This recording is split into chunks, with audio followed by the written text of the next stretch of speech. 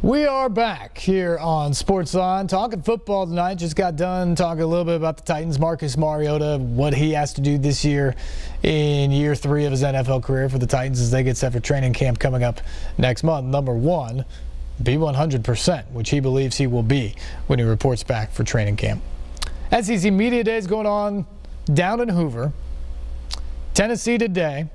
Then they flew up here tonight for the all-sports picnic.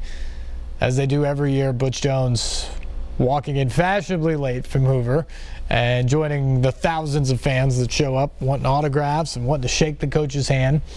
Maybe a little more pressure on Butch this year heading into year 5. Last year did not meet many fans' expectations to just go 9-4 with all of that talent we talked about earlier on in the show. Well, what do they do this year? Having to replace a lot of those guys now. Butch believes a lot of the depth has been built in the program, so they're more able to handle some of that attrition. But you're losing some big stars from what you had and what you counted on a year ago. That's something they're going to have to overcome this fall.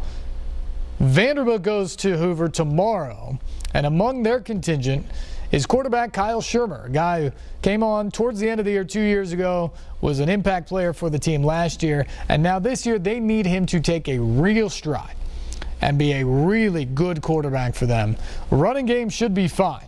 Defense has been very good with Derek Mason in charge over the last couple of years. They need that passing game to go to another level, and a big chunk of that responsibility falls on the shoulder of Kyle Shurmur. The quarterback stopped in the studio last night to join us on the Electric Power Company Sunday Sports Central and sat down with my man John Burton. And speaking of Vanderbilt, we're pleased to be joined by the quarterback of the Commodores, Kyle Shurmur. Kyle, great to have you here in studio. Thanks so much for having me. Appreciate it. Big week for you and the boys. SEC Media Days coming up. Are you ready for all the questions you're going to be facing in Hoover, Alabama? Yeah, it'll be fun. It'll be great to get together and have a little trip down there, and it'll be fun. It'll be great. Coming off a season, you throw for 2,400 yards, 9 touchdowns. What did you think of your performance last year, and what would you like to improve on? I think the first half of the year we really, we struggled a little bit here and there, but we saw flashes of what we could really do. Last 4 games of the regular season, I think we put together some great things on offense, and we, gained some more consistency. And I think if we, gain that consistency coming into this year, I think we can be pretty dangerous, and we're all really excited for this year. I think back to the Georgia game, trailing late in the 4th quarter, needing a touchdown to take the lead. You guys were able to engineer a drive, put it in the end zone. As you mentioned, the offense improved a lot as the season went along. How much did that game, that performance, do for the confidence of this offensive group? Oh, it was great. We weren't having a stellar day, to say the least, on offense that day. But when it counted, we put together a good drive, and we showed we can win against a big-time team. And but yeah, just winning it at the end of the day is the most important thing, and I think we showed that we could do that. So yeah, no question. And a strong finish to the season that kind of triggered by that game against Georgia. You beat your arch rivals Tennessee. You guys make it to a bowl game. Now I know things didn't go quite your way against NC State, but how satisfying was the finish to that year and getting to the postseason? I wouldn't want to say it was satisfying. It was very encouraging that to see that we had grown so much.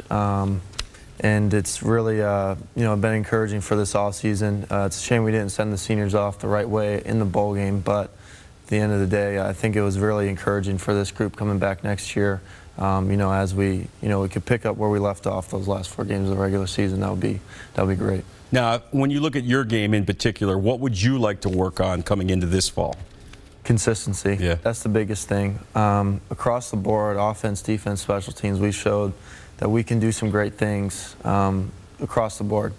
And me personally, and just as a group, I think if we can be consistent and consistently play at a high level, I think we'll be dangerous. And that's the biggest thing, just consistency.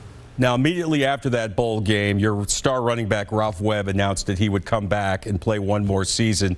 How much of a comfort is it for you as a quarterback knowing you can just turn around and hand off to one of the best running backs in the SEC? Yeah, it's awesome. Ralph's great. He's a great teammate. He's our captain. More than just, running the ball. Ralph does so much more than just, running the ball and all those yards that you guys see. behind the scenes he does so many great things, and he's a leader on our team. And I'm really I'm happy he's still on the team. Fall camp right around the corner. Looking ahead to the schedule this year, taking a look, you open at Middle Tennessee, tough place to play. You got Alabama coming here, at Ole Miss, at Florida, at South Carolina, and of course at Tennessee to end the year. How challenging is this schedule going to be for you guys? Oh, it's really challenging. It has been every year. And in the SEC, you got big games every week, and even our out-of-conference games, we got big-time opponents. MTSU is a great team. We played them last year, the year before. Western Kentucky, Kansas State, all these teams out of conference, as well as the SEC teams are tough opponents. So we're just trying to go 1-0 every week and take it one step at a time. With that in mind, what has head coach Derek Mason's message been for you guys heading into this year? He just wants us to worry about Vanderbilt and take it one step at a time, just as I said. He said last year, every week, he wants us to go 1-0 in that week and focus on the opponent that week. And then after that, we'll worry about the next one. But he just said take it one step at a time. If you're not getting better, you're getting worse every day. Yeah. So he's just trying to instill that that work ethic that he has under our team. And I think we've gotten a lot better this offseason, and it's because of Coach Mason and his message. No question about it. Kyle Shurmur, good luck at Media Days. Thanks so much. And good luck this season. Thanks so much for being here. Thank you. John, thank you very much. Kyle, thank you for stopping in. You will get so many more questions coming up tomorrow down there at Media Days in Hoover. We'll have much more tomorrow night on Media Days, by the way. Tennessee and Vanderbilt will get both of their sides on the program tomorrow night. Phone lines are open, 737-7767, if you would like to join the program. Let's go to Brian. Brian, what do you got for me tonight? Hey, shoot, I wish I still had a quarterback and the other big guy still on the line. I wanted to ask them both who your favorite tight end right now is on the Vanderbilt Commodores, who their favorite slot back or guy coming out of the backfield to catch a ball, or what do they think about tackle eligible and stuff like that. Okay, well, that was a tape piece, so they weren't here at any point in time. Right. But what do you think? Who's their best tight end? Not a wide receiver. And I don't even know if they do tackle eligible. Who's their best? I mean, you take the running back out of the backfield, but don't they have other players who are do they have a slot back or the tight end? Who's their best tight end right now? Sure. I mean, Sam Dobbs is a guy they hope to get stuff out of. They've got several guys in there. Trying to think. They lost some guys from last year. Jared Pinckney might be a guy that steps into some role. They've got two tight ends that had a big impact over the last couple of years, Stephen Shoy, and so they lose some guys there, but they've got other guys on it. Nathan Marcus is back. He's been in the program for a long time, so they've got some guys in there that will have to step up and be a factor for them from the tight end position. They've got a bunch of guys in the backfield. Obviously, Ralph Webb is back. I was more thinking about pure passing or blocking tight ends. Yeah, I mean, they've got guys who can catch the ball. They're going to look for guys. Kalijah Lipscomb's another guy who's a big guy. He's technically listed as a wide receiver, but he's going to catch the ball several times for them all over the field, really. And I think that's probably the biggest thing if you're looking for something, Brian, to be different in the Vanderbilt passing game this year, is they finally have guys who've played on the perimeter that have some experience to them, whether that's Trent Sherfield or Kalijah Lipscomb. They've got guys who've caught balls. A year ago, it was really kind of an unknown who was going to catch any of the passes coming from Kyle Shurmur. So I think that's a big difference for this Vanderbilt team coming forward to this year, is now all of a sudden you've got some guys who've at least done it before. They need to do it better. They need to step up. They need to elevate their game, just like we were talking about with Shurmur himself. But at least they've done it before. That's got to make you feel a little bit better if you're Vanderbilt. Let's go to Corey. Corey, thanks for the call. Yeah. I was wanting your take on this because last year about this same time, the Vanderbilt coaching staff was very high on Kyle Shurmur. But as soon as they got to that home opener against South Carolina, they kind of showed they didn't really trust him to lead the offense and let him drop back deep in the pocket. Do you expect more of the same this year? Because most of his passes last year seemed to be dinks and dunks. Yeah, he got dinged up in that South Carolina game, which was unfortunate because I think my greatest criticism of Derek Mason as a coach has been sometimes his short leash on his quarterbacks. I mean, you think back to that first game against Temple, and he went through, what, like 3 guys in 3 quarters that night, and it just got them off to the wrong foot. I think he's had too quick of a hook too often. That time, I think it was not necessarily just on the coach. That was a quarterback getting beat up throughout the course of that game. But that got them off to the wrong start last year, and I don't think Shurmur ever quite recovered. To your point, I think they have to let him drop back, and I think they have to let him survey the field and just make some throws. Now, whether he can do that or not still kind of remains to be seen. He has to elevate his game and show that, and maybe that's part of the way that they haven't quite taken the training wheels off, so to speak, with him.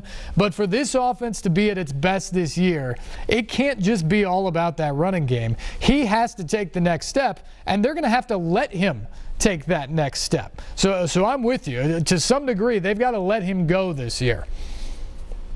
All right, and I had another question about Butch Jones. Sure. He's shown a knack to come up with these colorful catchphrases and talking points, Yep. and he takes quite a bit of heat on Twitter for it. Sure. Do you think this is his natural personality, or is this more of like a politician in him trying to justify him being retained as head coach after a couple of buy high and sell low seasons? Yeah, fair question, and I appreciate the call. I think it is to some degree his natural personality. I think he's just positive to a fault at all times. That's his go-to. And so he does have some of the salesmanship and the build it brick by brick and the team this. It's Team 121 this year. And the Champions of Life phrase they took so much heat for last year. That's just who he is. He's positive in that regard. He's looking for catchphrases to try to get his team to latch on and have something to motivate him with. And I think he's pretty good at those things. I think he's also a little bit down home, so to speak. I mean, he's from a really small town in Michigan originally.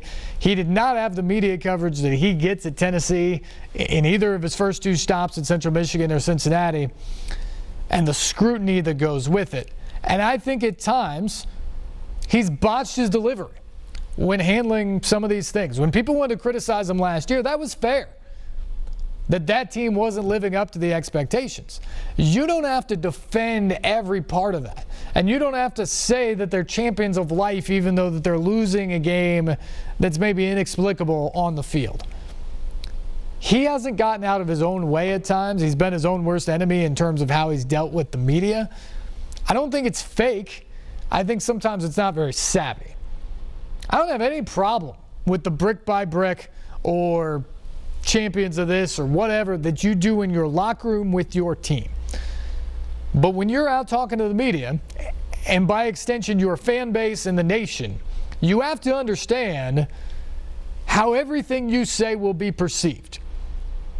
And that's when you have to let the cliches go.